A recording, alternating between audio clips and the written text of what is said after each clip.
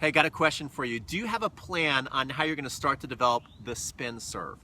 Well, if that's been a challenge for you, you're in luck, because I've teamed up with Kevin Garlington from Total Tennis Domination. My name is Freeman from Crunch Time Coaching, and we've recently made courses, our own courses. He's made a slice serve course, and I've made a kick serve course. But what we want to show you today is a drill that you can do to start mastering your placement on the spin serves, whether you're hitting a kick or a slice, your control, and ultimately the spin that you're putting on the ball. And stick around to the end of the video too, because we've also added some bonus training for you guys. So this is a very special video. So let's get started. I'm going to show you the kick serve today, and what I'm going to show you is just the possibilities you have of really getting that ball off of the court. So the next shot you have, if it even comes back because you're going to hit such an awesome kick serve, is going to be a really easy open court shot. All right, so this is called the kickoff drill. Let's get started, and then Kevin's going to show you the slice serve. Okay guys, so the next game we're going to play is kickoff, and this is going to really help your serve. Again, this is something you could do against a buddy or by yourself and just make it a game. Now what I've got over there are 3 targets, and I'm trying to hit inside the target. So we've got the red ball, and I'm trying to, if I can hit the red ball to the net, if I can hit it in the court, I'm going to give myself 3 points. If I can get it between the red and the blue, I'm going to give myself 2 points. And if I get it between the blue and the orange, I'm going to give myself 1 point. And you can go, okay, I've got to do this game until I get to 50 points or something like that. And I suggest you actually start very close to the net on the opposite court, the court right next to you on the doubles line. Okay, so I'm on the doubles line, you can see, very close to the net. And this is going to really help me get that ball to kick off the court. You want to develop a kick serve that you can make go off the court, just like you want to have a slice serve that can go off the court. So this is a great drill to just, kind of cheat and easily feel what that feels like, to get extreme with it. Oh, I don't know. It's up to you guys if I got a 2-pointer or a 3-pointer. I'll let you guys decide. Oh, I hit the basket again. Again, are you giving me 3 points or 2 points? And boom, oh, now that's a 2-pointer. And it just, went towards my camera over there, so hopefully my camera's okay. So this is a lot of fun. This is a lot. See, there's another 2-pointer, but you can see those balls going way off the court here. There is a 3-pointer. That's exciting. I just want to keep practicing. Oh, there's another 2-point. So this will really give you the feel of it. A lot of fun, guys. A lot of fun. There's a 3-pointer. Now, the key is when you start to feel pretty good that you're getting mostly 2 and 3s, I would like to work on this a little longer for myself, actually, before I move back, because I want to get more 3s. But let's say I'm pretty satisfied, which I'm not satisfied. But let's just say I am. What I'm going to do is I'm going to keep moving my way up the line. I'm going to see when this becomes really challenging. And see, the more you move up the line, it's going to be harder to get that 3-pointer.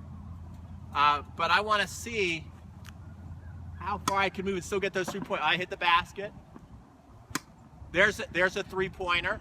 So I'm also getting the feel of this. There's another 3-pointer. So even though it's getting harder, the more I do this, I'm getting the feel of it, because it's actually harder back here than it is up there, but I'm starting to get the feel of it.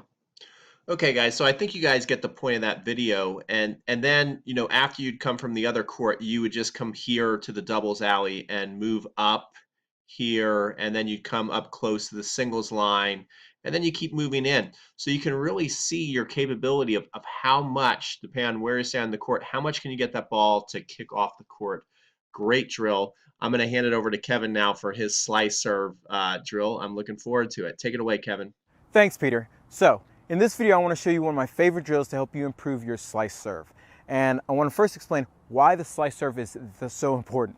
Well, I use the slice serve so much because it's a great serve to open up the court, especially in the beginning of a match a lot of times. I'll slice my opponent out wide, and it really leaves me the rest of the court to kind of do my dirtiness and nastiness, whether it be an inside-out forehand or just running them if they go down the line with my backhand to the open court.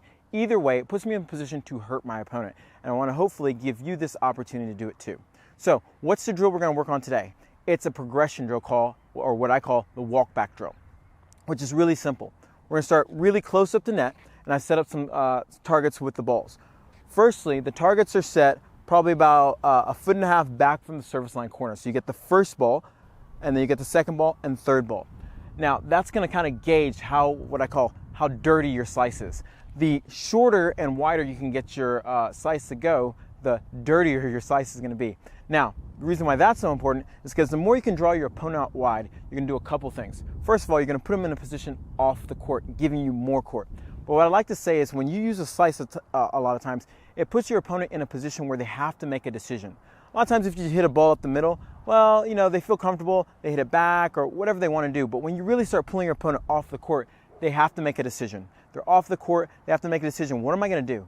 Am I going to go deep cross court and I still, there's a possibility by that return they go up the line? Or am I going to go for it down the line and then still have to run for it? It really makes your opponent make a decision about what they're going to do. And by doing that, you put more pressure. Whenever you can make your opponent make a bunch of decisions, you're adding pressure. When they don't have to make decisions, when they're not worried about the consequences of what they're going to do, they don't feel any pressure. So it's kind of twofold. Not only by putting them out on pulling them off the court, but psychological in thinking that, now I'm off the court, I have to make a better shot or hit a higher quality shot to make sure I don't get hurt. So it's really twofold. I can't even say it. Twofold. Okay, we got it. So here we go. The walk back drill is basically I've lined up these balls and we're going to do a progression coming all the way back from the front ball that's closest to the net all the way back to this position back here at the baseline. I usually have 1 or 2 balls extra in my pocket. Now, technically, there's one major thing that you need to understand to hit a great slice serve. And what that is the racket face angle for the slice. It's really important that you understand that when we're going up and hitting the slice, that we're not making a flat contact. Or I think sometimes, they think you're like carving around the corner. The ball's not going to stay on the strings that long. What it is that when you do make contact, this is the back of the ball here. This would be more like a flat serve. For the slice, we're going to start making contact on the outside of the ball. Now, depending on how much slice you hit is going to depend on the amount of racketed speed you can build as you're hitting this ball and brushing it to the side. And this is a great drill to kind of like really exaggerate that and get you to understand that in a very progression fashion. Okay, so here we go.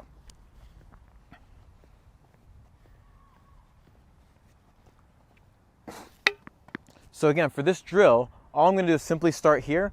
I'm not even really worried about going through like my full motion as far as using my legs or anything. I'm really working on my racket face angle. And all I'm going to do is kind of locate the target.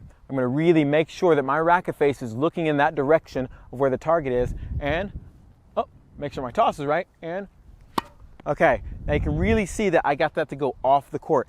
That's in the kind of last stage, which is if later on we're going to play a little bit of a game, is that would get me 3 points. So the first ball from the service line to the first ball will get me 1 point. From the second ball to the third, from the first ball to the second ball will get me 2 points, and from the second ball to the third ball will get me 3 points. That would get me 3 points. So, and I would continue this all the way back. So again, okay, that will probably get me 1 point, and you can really start developing.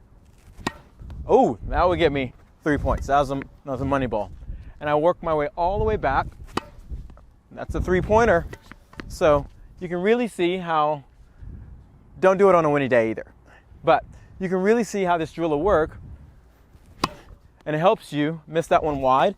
And another thing, why I wanted you to keep 1 or 2 balls in your pocket is if you miss one, just take a ball out of your pocket, go back, make a slight adjustment in the racket face, okay?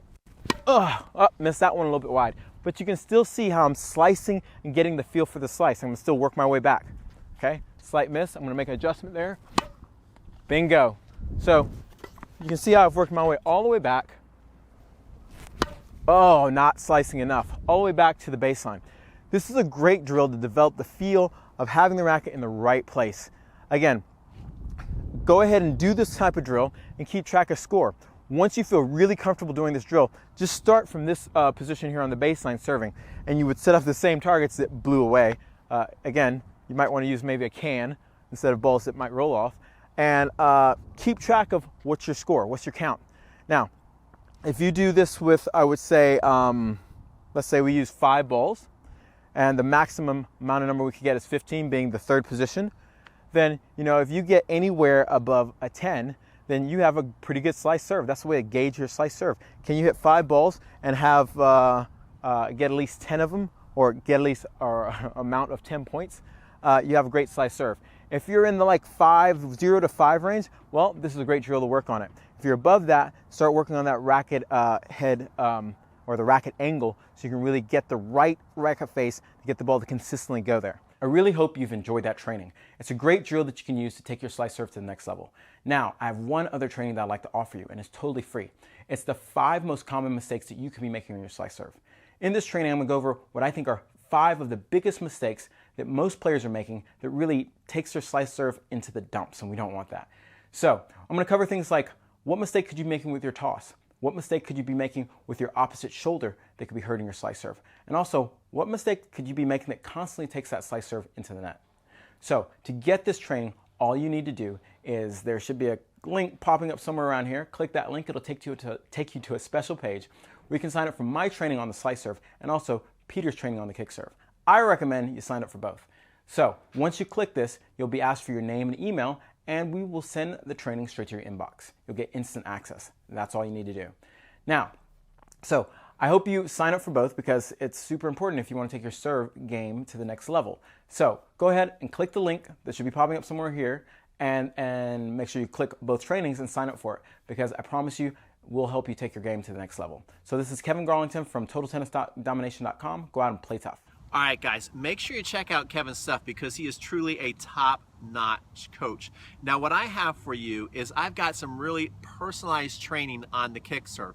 I find that people struggle with 5 common problems. That is, either A, they're just not consistent with their kick serve, or maybe they don't get enough power. Another thing that people complain about is that they can't place the kick serve. Even if it goes in the box, they really don't know where it's going to go in the box. And then there's also this thing called bite and bounce that you want in your kick serve, to where it hits, it really goes up at your opponent so people can kick it, but it's just got nothing on it.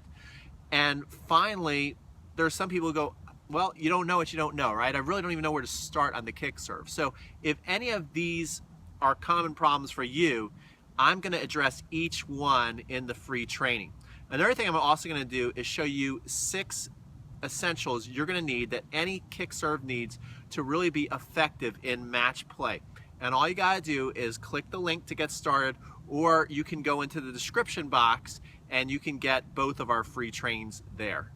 Thanks so much for watching, and make sure to comment, like, and subscribe.